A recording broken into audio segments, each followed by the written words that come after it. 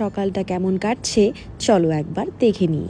সকালের কফিটা খেয়েই লেগে পড়লাম ঝাড়পোছ এবং পরিষ্কারের কাজে। প্রতি বছর এই দিন বাঙালি শুধু নিজেকেই সাজিয়ে তোলে না, নিজের ঘর এবং আশেপাশকে সাজিয়ে তোলে ঝাঁ চকচকে সুন্দর সুন্দর জিনিসে।